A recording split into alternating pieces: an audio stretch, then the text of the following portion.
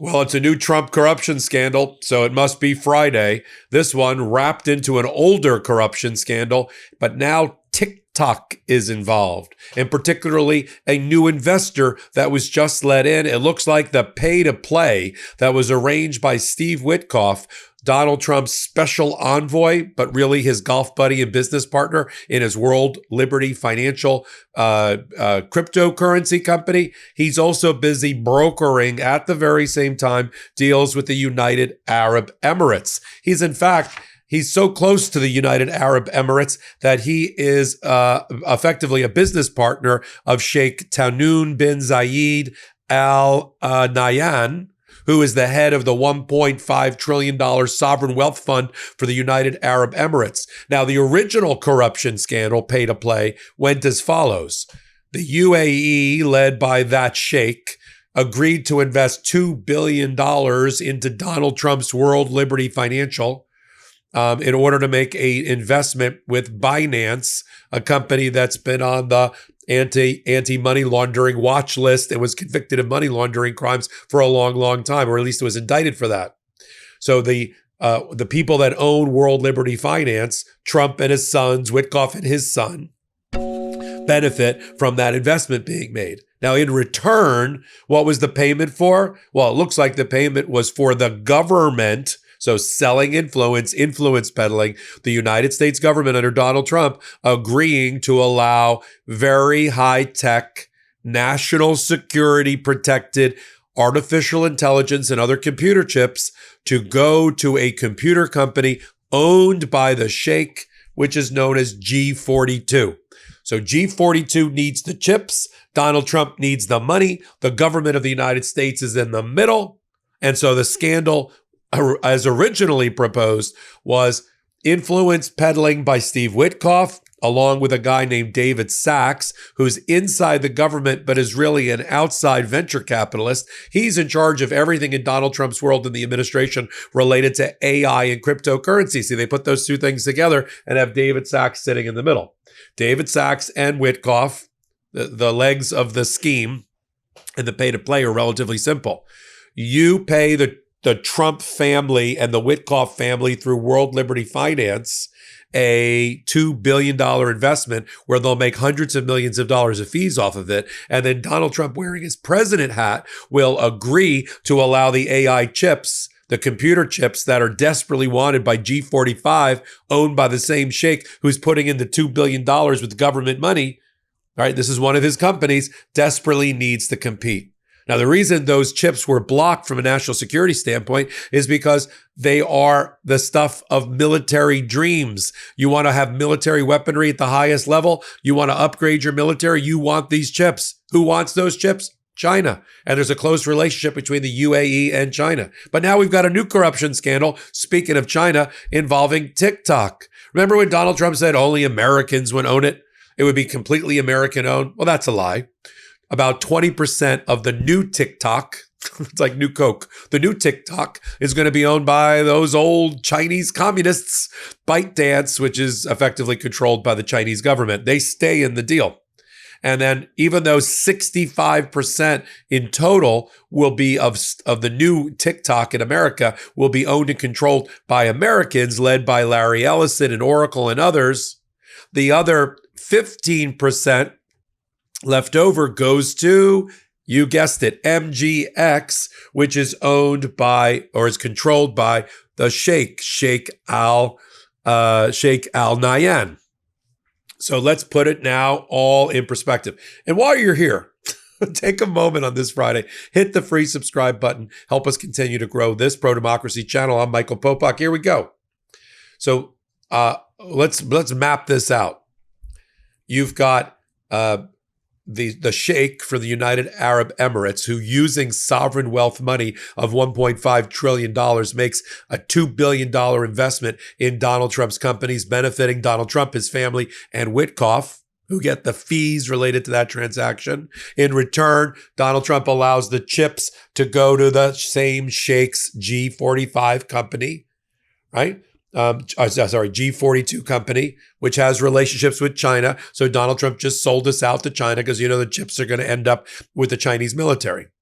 Now, I thought that was the entirety of the deal. Pay to play. Give money to Donald Trump's company. Donald Trump president gives you permission, drops the barriers, gives you the chips. Done. Corrupt, but done. No. Now it looks like TikTok was always part of the deal. Because when we got the sort of the capital table of who's going to be investing, all of a sudden, bing, bing, bing, I see MGX. Same shake.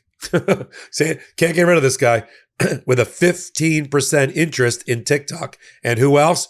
China through ByteDance staying in at 20%. See, Donald Trump in business with the Chinese once again.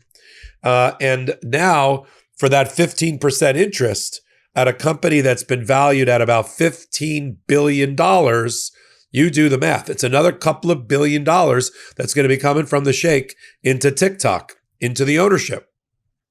So let's be clear. We know what the handshake arrangement was.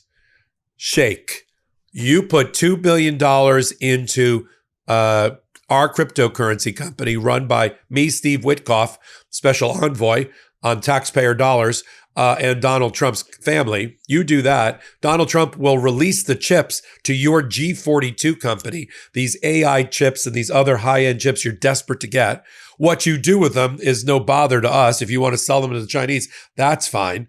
But and finally, if you do that, the $2 billion over here, we'll let you into TikTok, and you can have 15% of TikTok. And so that is the corruption scandal now all mapped out. Big parts of the map, of the flow chart. Donald Trump's World Liberty Finance, the United Arab Emirates and its sovereign wealth fund run by Sheikh Al Nahyan, right? You then have the chips and his company G42, and now you have China and TikTok. See, the scandals sometimes and the corruption and the pay to play sometimes may seem complex on the outside, but once you unpack the players and you see these kind of overlapping relationships, incestuous relationships, that's all you need to know. Now, Witkoff has denied that he's working behind the scenes to benefit his family. But Zach Witkoff, his son, who is part of the ownership group of World Liberty Finance, he was with Eric Trump, or Don Jr., one of them, up on the stage talking about just this kind of relationship. Let's play Zach Witkoff. Roll it. And that's just unacceptable to us. As for the $2 billion, we are excited to announce today that USD1 has been selected as the official stablecoin to close MGX's $2 billion investment in Binance. Wow. We thank MGX and Binance for their trust in us, and I think it's only the beginning. Yes, totally. Eric, you have once said, like, the modern financial system isn't modern at all, right? We have seen, like, long time, like, this kind of the cancel culture in the traditional financial system. Can you tell us about your experience and your angle on this topic and how we can better shape the financial system? So my entire life was in the modern financial system, and it, as Zach just said, it works really well for maybe the top 1% or the top 0.1%, but it doesn't work for the rest of the world. And it's a system that until my family got into politics, I didn't realize how fragile it was. And the second you start saying something that goes against the system, they'll cancel you, they'll ostracize you, they'll come after you. So you've got the shadowy figures of the sheikh who's getting his grips into TikTok in America. He's already got China and a relationship with China and the chips. Donald Trump's company getting benefited. I mean, right now, every time you see Donald Trump go abroad, go on a global meeting, go meet with the European Union, go somewhere, he's always got like his deal team on the, it's so unsavory, his deal team on the plane with him. I don't mean the Commerce Secretary, Howard Lutnick, the Treasury Secretary, Scott Bessent. I mean, like, he literally brings like Larry Ellison. He brings this hedge fund guy, this private equity guy to all do deals while he's over there. That's all they're trying to do. They could care less about the American people or giving honest service for the taxpayer dollars and the job that they were elected or confirmed to do. They don't care at all. You and I will bemoan the economy is now completely wrecked by Donald Trump. The job creation machine is gone. The inflation machine is back. And we've now gone from 4 to 4.3%, probably in our lives, more like 6% inflation, if not higher. We now have no jobs being created. Wait till the new job numbers come out as soon as the government shutdown is over, if we ever see them. In the meantime, the private sector has told us the job numbers are atrocious. Anemic would be a compliment for the job numbers. That's the Trump economy. He doesn't care about your public health. He doesn't care about your public safety. He doesn't care about your national security, your security of the homeland. He doesn't care about any of that. He cares about making money. There was two animating factors about Donald Trump running for office this time. One, he needed to get back into office in order to avoid prosecution and conviction. So if you want to say he ran on his convictions, I guess that's one way of putting it. That's one. Secondly, and retribution and vendettas that went along with that. Second was to make as much effing money as humanly possible for himself and his family before he left office. By bending the federal government policy to his will, by warping our American policy to fit his family's fortunes. When you hear about a change in a regulation, a change in an agency or commission that was responsible for regulating in an area, something new that he's doing in cryptocurrency, it's not to benefit you. It's to warp the policy to benefit him. He reverse engineers it. What would be the best thing for my family and our businesses to make the most money while I'm in office? And that's the new policy and the new executive order I'm going to sign. Doesn't care about you and I. First of all, we are all on separate time horizons than he is on. He's on a short time horizon, both chronologically, okay, and presidentially. He's running out of time. You know, and as he's running out of time, and he's starting to sense it with 1 year burnt down of a 4-year candle, right? You can see him acting out and lashing out in a more desperate fashion. But his instincts are always not to take the step to help the American people. How do I make the most money on this policy? So that's why sometimes for us as commentators, it's hard for us to interpret the policy because we're like, well, this doesn't really make sense at all.